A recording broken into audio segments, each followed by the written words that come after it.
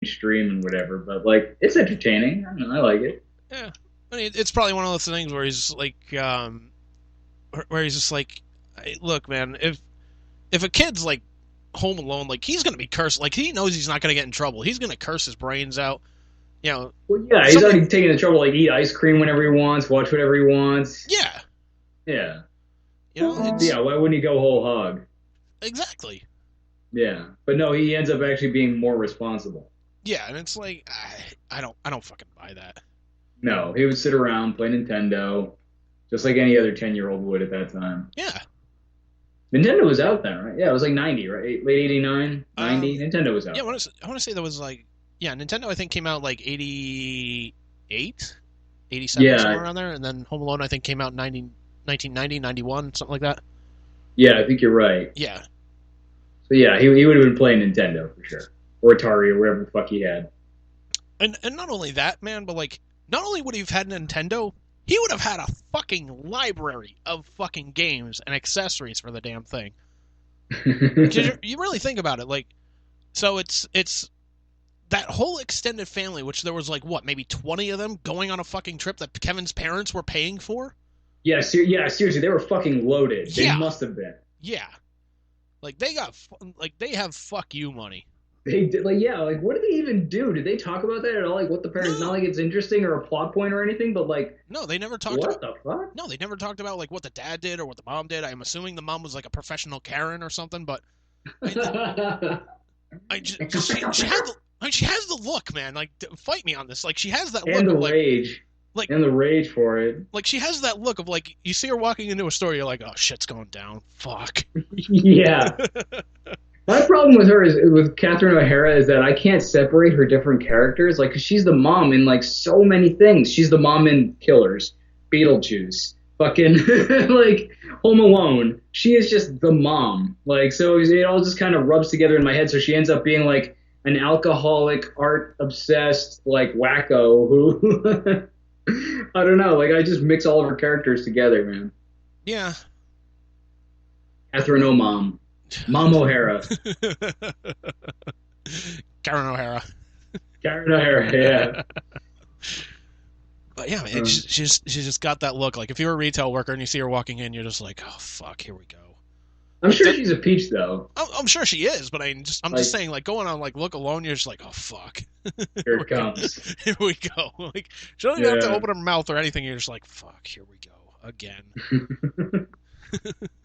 We're gonna have an argument over dish towels. I just know it. Yep, she's gonna We don't complain. have them in stock. I know. She's gonna hate me for it. Yep, Here we go. she's gonna ask me to check in the back when there is no fucking back of the store. She's gonna ask me for corporate's number. How come we don't have this shade of blue on the fucking shelves? Or how come we don't have this on the shelves? Or how come we don't have this? You know. How dare you not cater to colorblind people? Yeah. I mean, guys, You son of a bitch. do you know who I am? I spend so much money here. Like, yes, and we're all very proud of you. Yes, congratulations. We made a special card just for you. It's called the fuck you. Congratulations, you're a little Costco urban achiever. Proud we are of all of you. Yes. Oh man. Uh, Like that's kind of beg the question though of like, I mean, you've worked in retail. Like, do you ever have to like deal with a Karen at all, or I'm sure. I mean, it's been a while since I've worked in retail. I mean, you always get like unreasonable people, you know? Like yeah, there, I don't think there's any shortage of unreasonable people. I can't say I've ever had someone just like lose their shit on me in a big bad way for the most part. I did have a guy recently call me who was like, "I got this fucking machine. It's fucking broken, and I don't know what the shit is going." He was just like cursing up a storm, but he was in the middle of it like, "It's not your fault, but what the fuck?" And so it's like, so it yeah. didn't come off as being like Karen-ish, or what's the male version? I don't remember. I think it's like Chaz or Chad. Chad, yeah. So it didn't come off as a Chad because at least he was acknowledging, like, listen, this isn't you. But at the same time, he was kind of a bit having a fit over it. Yeah, But which I always love that move. Like, you know, I'm gonna curse at you for like 20 minutes, and in the middle, like, but I mean, it's not your fault. You know, don't think I'm taking it yeah, out on you, but like, you kind well, of are. yeah. So like, what is this then? Like, this is above my fucking pay grade and above my fucking therapist pay grade. Yeah, yeah, seriously. So I've certainly dealt with difficult people, but I can't ever really remember someone just having like a total meltdown. Thank God. Yeah.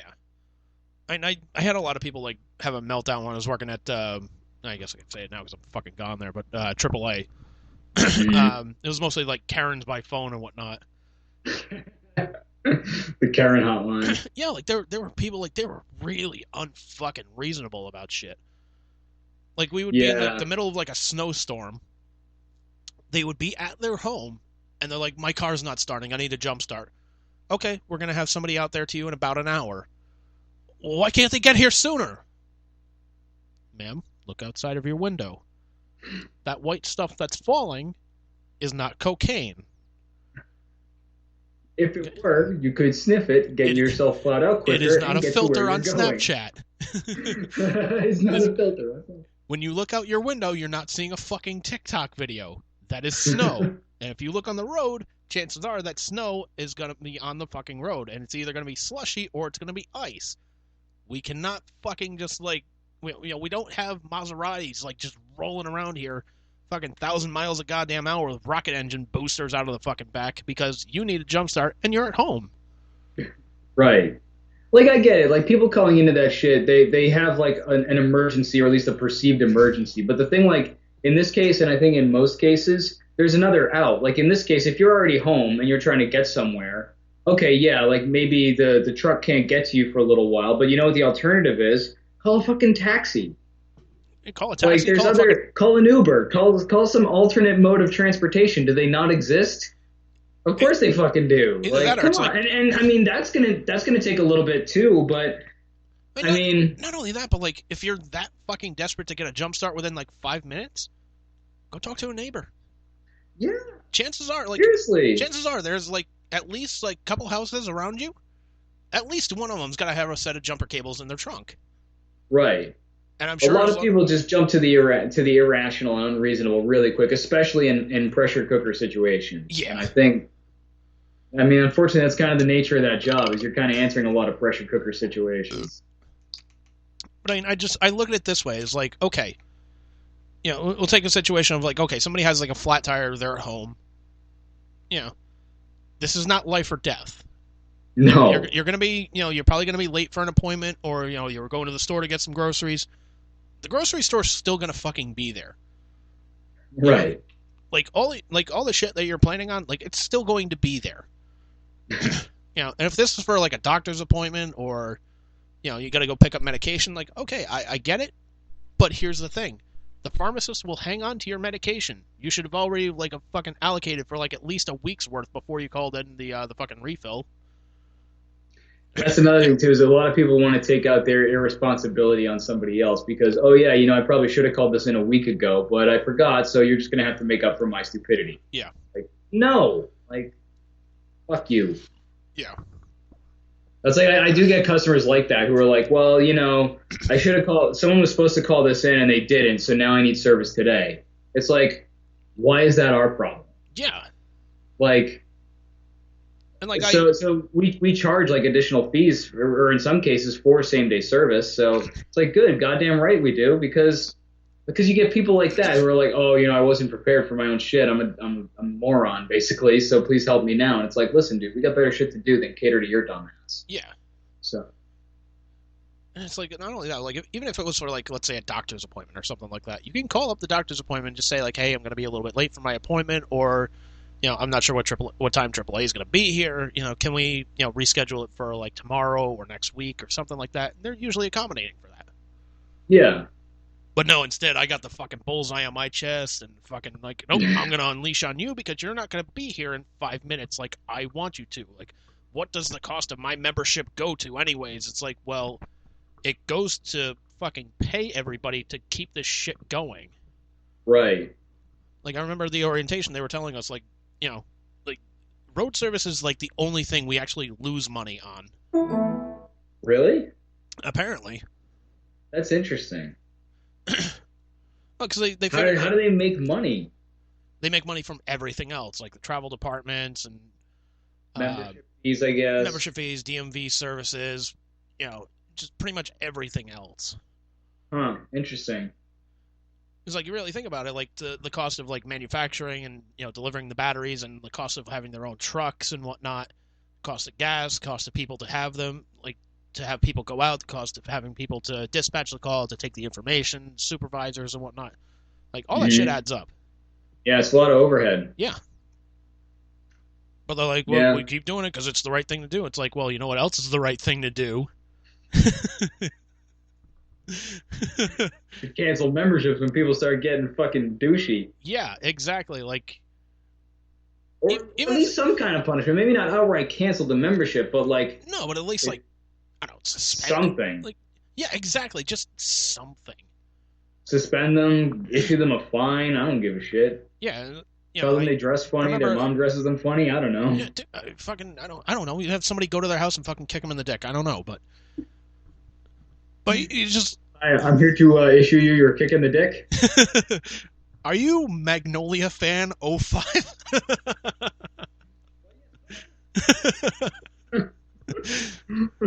But yeah, like I even remember, like I was talking to a supervisor about that because that's kind of like when I had that whole like fucking breakdown and whatnot. And I was just like, we gotta do something. They're like, well, Yeah. they're like, what do you suggest we do? And what would be kind of like the stopping point? I'm like, well, I don't know what the stopping point is, but you should at least do something. Not to compare it to something more heinous like a school shooting, but it's like, oh, if only we could do something about that. Well, it's like, well, you can, but you're choosing not to. Mm. Because you're putting like even if you had a system set up where like all the calls were recorded, they're trying for training and quality purposes. Which I gotta say is quick right turn for a quick second. Somebody pointed out, it's like, your customer service talk is kind of like baby talk for Karen. So it's like, well, son of a bitch, they're right. It kind of is. Yeah, you got to soothe the Karen. Just, okay. I'm very sorry to hear about that, ma'am. How can I be of assistance today? Yeah, I'm very sorry you feel that way. Would you like That's your baba? so patronizing. Yeah, it really is. Oh man. Um, So yeah, we record every call too. Not only that, they've recently installed software to record our screen when we're in a call, so they can see what we're doing too. I mean, thankfully they didn't do that when I was there, but Yeah, it's like wow, okay. yeah. But I was like, look, even if you guys have like a system, like you guys record every fucking call, even if you had a system where it's like, okay, let us know what the call number is, we'll listen to the call, and we're gonna take the appropriate actions. Like if you stepped out of bounds, like yeah, we're gonna punish you. If they step out of bounds, yes, we will punish them for that. But it's That's like, the thing though, corporate America will never punish their customers because they're customers and they're always right. And that's the problem. Is like here's on one hand I get that, but the customer is not always right. And when they're abusive, they are most certainly not right. And there should be some sort of if you're abusive in any other circumstance, there's generally some sort of repercussion for that. yeah. So why is it okay for customers to be abusive towards people that are supposed to be serving them? Like that's the one area in society where it's okay for abuse to take place, and it's fucked up and backwards. Yeah. And it's all in the pursuit of more money because we don't want to ruffle the feathers of people who are lining our pockets. It's like, come on. Well, it's not. Is that our highest value is money? Ugh. Yeah. And look, it's like, I get it. Yeah, you want to make money. I want to make money. I want to be able to afford an apartment. I want to be able to afford food on my table. I want to be able to afford to go out to a movie. I want to be able to afford my car so I can keep coming to work to make more money. I get it. Mm-hmm. I absolutely get it. But if your employees are telling you, like, hey, something over here is fucked, well, thoughts and prayers, buddy.